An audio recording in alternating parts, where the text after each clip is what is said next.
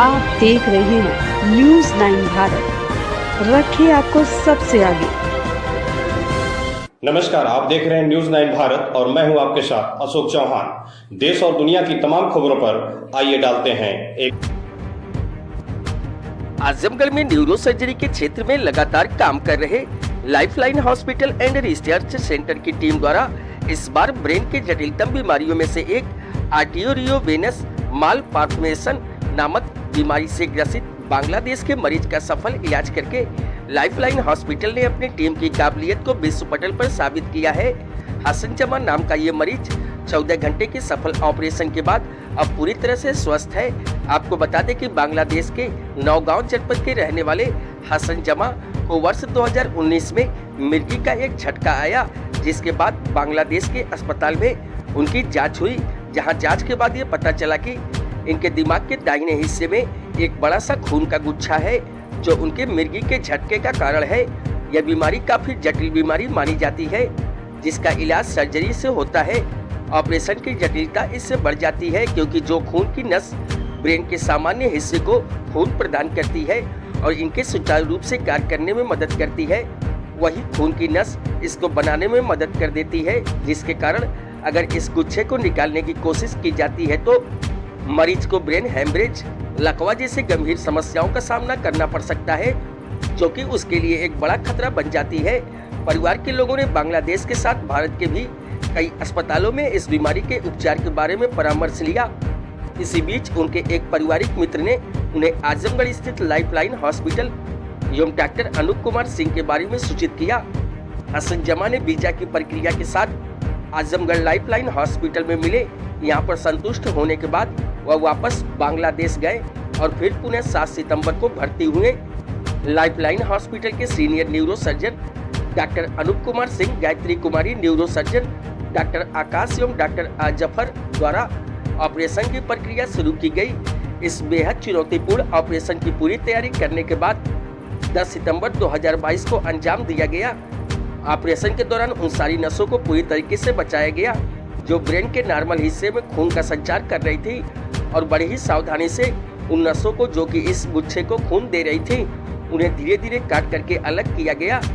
और इस तरीके से एक 14 घंटे चले इस ऑपरेशन में उस गुच्छे को पूरी तरीके से दिमाग से हटा दिया गया और ब्रेन की नॉर्मल खून की नसों को और नॉर्मल खून के संचार को बनाए रखा गया, जिसके कारण पेशेंट को लकवा या दोबारा ब्रेन हेमरेज ऐसा कोई खतरा नहीं होने दिया गया। ऑपरेशन के बाद की जांच में यह चीज पूरी तरह से स्पष्ट हो गई कि गुच्छे को पूरी तरीके से निकाला जा चुका है और इनके नॉर्मल ब्रेन को पूरी तरीके से खून का संचार मिल रहा है। ऑपरेशन के दौरान आजमगढ़ से बांग्लादेश तक दुआओं का सिलसिला चलता रहा। सफल ऑपरेशन के बाद हसन जमा अपने आप को स्वस्थ महसूस कर रहे हैं, वहीं उनके परिवार वालों के चेहरे पर खुशी और संतोष साफ देखी जा रही है। इस इतने जटिल ऑपरेशन के बाद महज 6 दिन में अब पूरी तरह स्वस्थ होकर हसन जमा अब स्वदेश जाने की तैयारी में है। Bureau report Amit Kharwat. बांग्लादेश निवासी हसन जमा नाम के इन व्यक्ति का ऑपरेशन आज होने के बाद आज ये डिस्चार्ज हो रहे हैं और इनके साथ बिल्कुल एक इनकी जो बीमारी थी वो लाखों में किसी एक व्यक्ति को होती है। ब्रेन के दाहिने हिस्से में काफ़ी बड़ा खून की नस का गुच्छा था, जिसे आर्टेरियोवेनस मैलफॉर्मेशन कहते हैं। नॉर्मल खून की नसें जो ब्रेन के अंदर खून का संचार करती हैं, कभी कभार वो इस तरीके के एक ऐसा गुच्छा बना देती हैं कि उसके कारण पेशेंट को झटके और ब्रेन हेमरेज जैसी बीमारियां होने का खतरा पैदा हो जाता है। इन्हें आज से 3 वर्ष पहले एक मिर्गी का झटका आया, जिसमें जांच के उपरांत पता चला कि इनके ब्रेन में खून की नस का गुच्छा है। इस ऑपरेशन में, जिसका इलाज ऑपरेशन था, ये इतना बड़ा गुच्छा था कि इसको अन्य विधाओं से ठीक करना संभव नहीं था। लेकिन ऑपरेशन में सबसे बड़ा चैलेंज ये था कि वही खून की नसें नॉर्मल दिमाग को भी सप्लाई कर रही थी और वही खून की नसें इस गुच्छे को भी सप्लाई कर रही थी। तो नॉर्मल और एबनॉर्मल के बीच को डिस्टिंग्विश करना और पेशेंट को सुरक्षित रखते हुए इस ऑपरेशन को परफॉर्म करना एक बहुत बड़ा चैलेंज था। इस ऑपरेशन के पीछे एक लंबी चौड़ी तैयारी की गई और उसके बाद एक 14 घंटे चले इस ऑपरेशन में, जिसमें बहुत ही सावधानी से उन खून की नसों को जो इस गुच्छे के अंदर जा रही थी, उन्हें सेक्रीफाइस करते हुए उन नसों को जो कि नॉर्मल ब्रेन को सप्लाई कर रही थी बचाते हुए इस ऑपरेशन को किया गया। 14 घंटे चले इस ऑपरेशन के बाद पेशेंट को अगले दिन होश में लाया गया और वो पूरी तरीके से स्वस्थ था। उसे किसी तरीके का कोई लकवा या किसी तरीके की कोई और समस्या नहीं होने पाई थी। ये ऑपरेशन न्यूरोसर्जरी के सबसे जटिलतम और सबसे खतरनाक ऑपरेशन में से एक माना जाता है, जिसको आज हसन जमा के परिवार के भरोसे और ईश्वर की कृपा से हम लोगों ने पूरी सुरक्षा से अंजाम दिया। बीमारी का क्या नाम है और इनको बांग्लादेश में जैसे रहने वाले हैं इस बीमारी का वैज्ञानिक नाम जो है राइट टेम्पोरोपेराइटो ऑक्सीपिटल आर्टेरियोवीनस मैलफॉर्मेशन। ये इस बीमारी की जानकारी के बाद इन्होंने बांग्लादेश के बड़े शहरों, ये नौगांव के रहने वाले हैं, इन्होंने वहाँ पे भी अपने ढाका और जगह जगह कंसल्ट किया और फिर ये अपने देश में इन्होंने चेन्नई, मुंबई जैसे सेंटर्स पे वहाँ के लीडिंग बड़े बड़े हॉस्पिटल्स में भी इन्होंने इस बीमारी के संदर्भ में वहाँ पे डॉक्टरों से विचार विमर्श किया। सबसे अलग ये जैसा कि मैंने अभी कहा कि ये बीमारी बहुत ही अनकॉमन है, लाखों में एक को होती है, लेकिन ईश्वर की कृपा से 2007 से आज 2022 में पिछले 15 साल में मैंने इस तरीके के 8 ऑपरेशन किए हैं। लेकिन बाकी 7 और इसमें एक काफ़ी बड़ा अंतर ये था क्योंकि ये बहुत बड़ा गुच्छा था, बाकी इसकी तुलना में इतने बड़े नहीं थे जितना ये था, और इसके अंदर जा रही खून की नसें बाकियों से बिल्कुल अलग इस मायने में थी क्योंकि वो नॉर्मल दिमाग के बड़े हिस्से को सप्लाई कर रही थी। तो एक बेहद खतरनाक पहलू ये था कि पेशेंट को ऑपरेशन के किसी भी क्षण में लकवा और ब्रेन हेमरेज का खतरा हो सकता था। तो ऑपरेशन के समय क्या क्या दिक्कत आई, जैसे आपने बताया कि भी नस वहाँ फट गई थी, क्या हो गया? इस ऑपरेशन में चूँकि नसें इस तरीके की डिस्ट्रीब्यूटेड थी चारों तरफ से, इस गुच्छे के अंदर आगे से, पीछे से, ऊपर से, नीचे से, हर तरफ से गुच्छे नसें इसमें जा रही थी।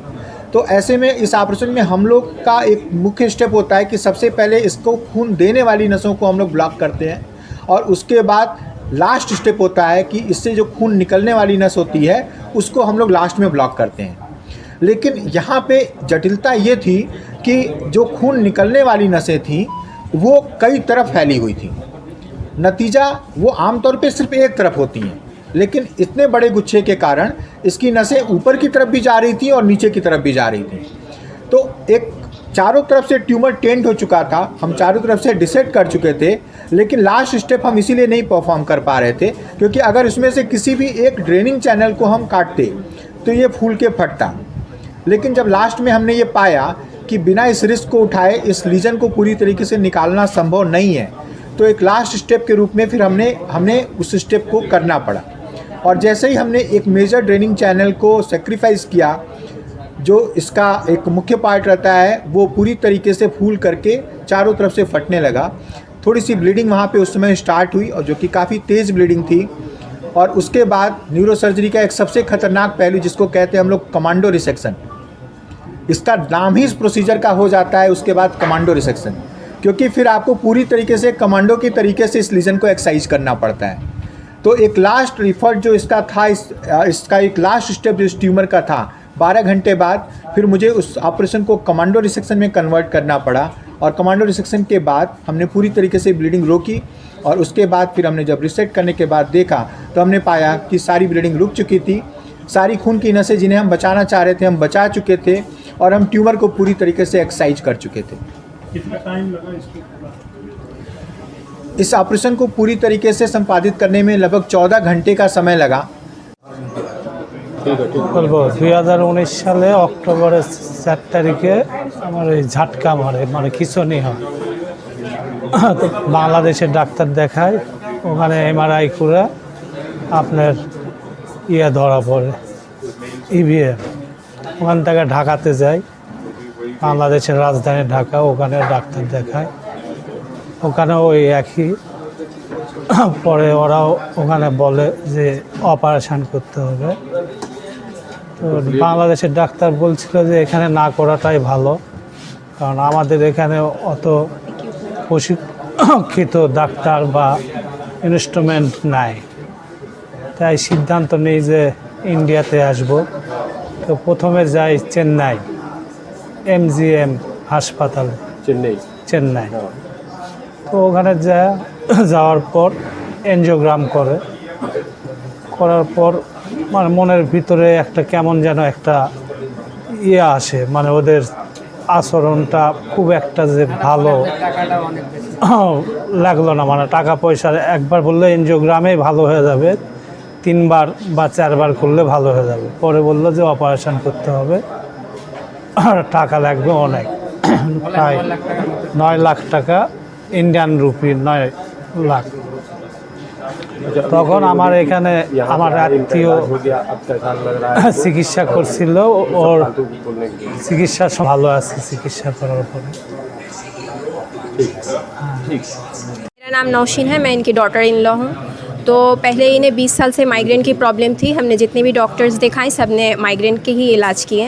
फिर 2019 के अक्टूबर की 5 तारीख को इन्हें झटका आया, तो फिर हम इन्हें ले गए। फिर वहाँ पर MRI करने के बाद पता चला कि AVM का प्रॉब्लम है।